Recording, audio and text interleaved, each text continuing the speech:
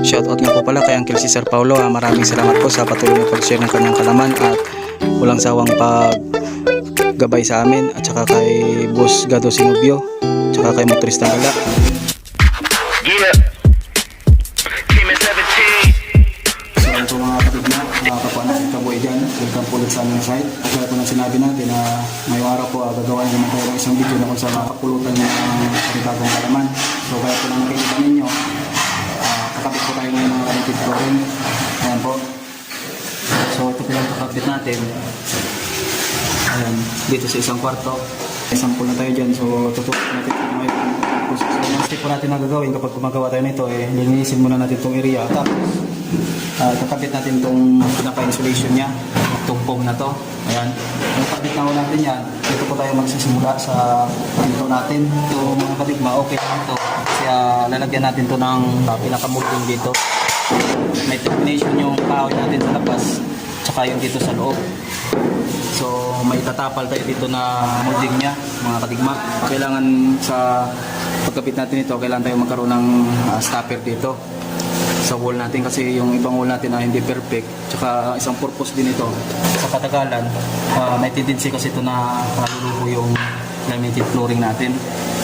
So yan, yun yung magiging clearance nya, at least ganito kalaki. Saka dumating man yung panahon na lumubo siya, hindi siya taal sa mga kadigma.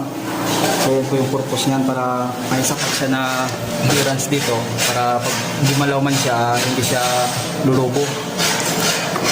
Kaya pag nalagay na po natin to, importante po kasi yan, kasi kung kinakapit po kasi itong laminated flooring, may tendency po to na gagalaw yung unang layer na sinitap mo. Kasi pag pinupukpok po yan mga kadigma, gagalaw po yan. So kailangan nakapik siya. So kung mapapansin nyo, may stopper tayo dyan na dalawa, tapos doon meron din tayo, kasi pag pinukpok po natin papunta doon yung laminated flooring, gagalaw po yun. Kaya kailangan may stopper din tayo doon. Saka dito, pag sinigo kasi natin yan, gagalaw yan. So yan mga kadigma, naka-set po dapat siya ng 40. Ayan, 40 cm. Yun po yung unang ilalatag natin. Para nakasandal tayo sa pader, yung magiging stopper natin. Para papunta tayo rito, pagkabit. So yung pagkakabit pala nito mga kadigma, madali lang naman to. So kung mapapansin ninyo, parang may siwang siya. Tapos yung kabila naman niya, may nakausli. So yan, naka-chamfer siya. Purpose po niyan para ito, yung kinabit ninyo, yung siwang na yan, tapos itong nakausli, dito po yan. Ganito lang pagkapit nito mga kadigma. Yan, ilalagay natin itong siwang na yan, saka ito, papasok lang natin. Ayan. So ganyan lang po siya. Same din dito sa pagdudugtungan niya. Same lang din dito. Ayan, papasok lang din yan. So kailangan baliktaran po sila.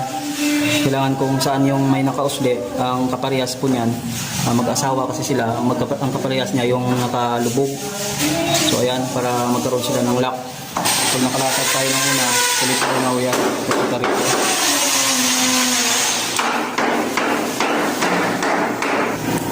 So ayan mga kadigma, kung ano po yung setup nito mga kadigma, kung ito po yung nakaharap dito, so hanggang matapos po yan, ito po yung nakaharap dito, kasi ito po yung may nakausli ang ilalagay natin dito. Yan. So kailangan may rubber mallet kayo, kahit martilyo na lang, at least pag pinupok nyo, kailangan na pinapaasawa niya, yun ang gagamitin nyo para hindi po masira yung kanto niya. Dahil kung nakikita ninyo, ganun po dapat.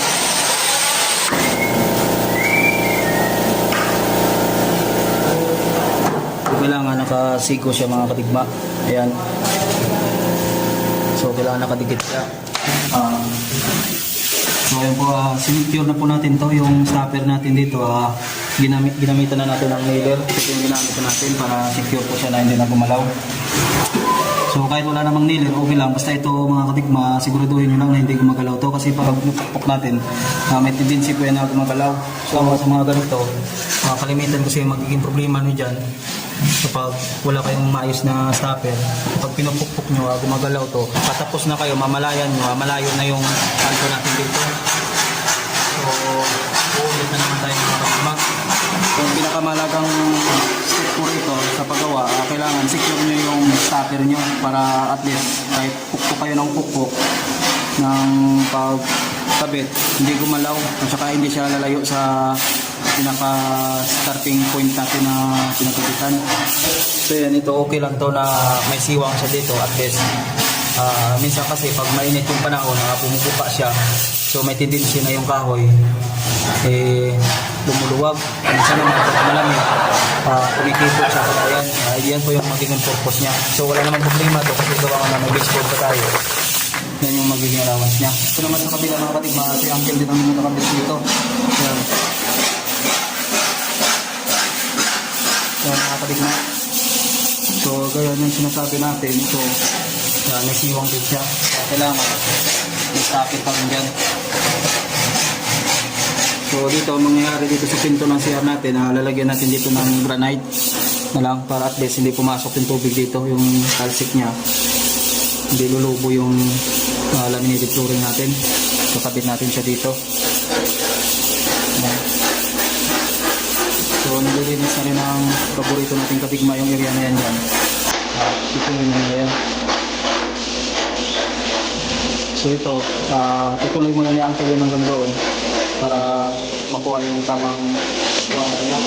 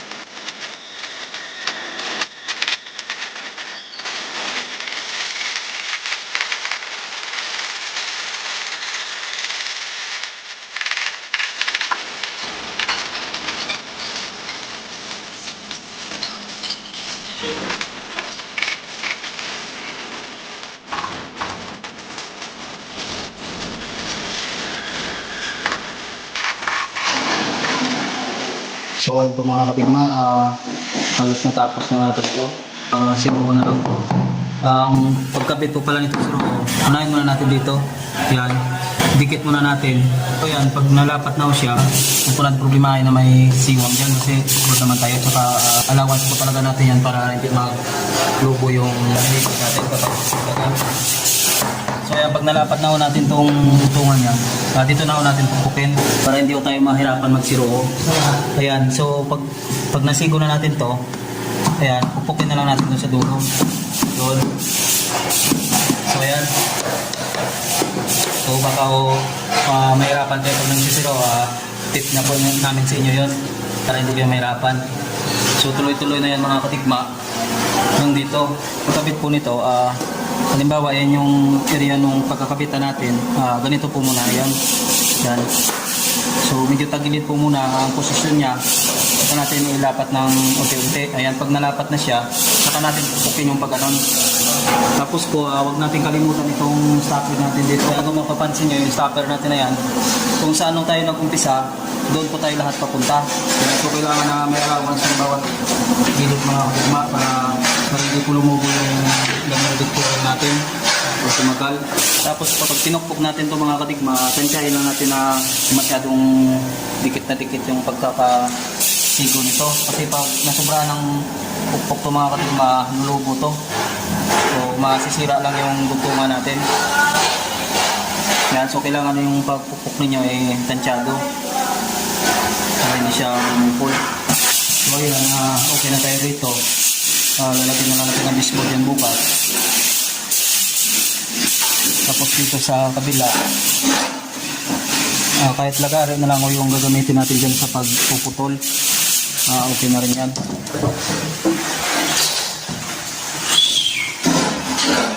Ayan. So dito, patapos na rin sila angkin dito. Yan. So dito patapos na rin sina Uncle dito. Shout out na po pala muna tayo kay Uncle Cesar Paulo. Maraming salamat sa patuloy na pagsubaybay sa amin sa mga gawa namin. Maraming salamat po kay Boss Bon Jovi Sinubio. Maraming salamat po sa walang sarang suporta at sa mga silent viewers natin dyan. Maraming salamat. Yan, kung gusto nyo pong magpa-shoutout ng mga pangalan nyo, pa-comments lang po sa ating mga video para ma-notify tayo. Kaya lagyan na lang natin ng visual itong mga katigma. Ayan.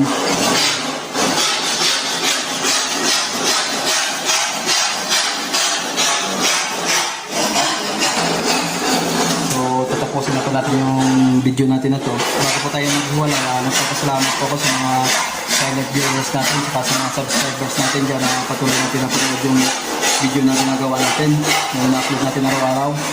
So isang malaking karangalan po na patuloy niyo po ako sinusuportahan at sa mga bago pa po sa ating munting YouTube channel, pa-click na lang po ng subscribe button saka papindot na rin ang notification bell para maging updated kayo sa mga video na gagawin natin. Maraming salamat po sa walang sawang suporta at panonood sa ating mga video na ina-upload.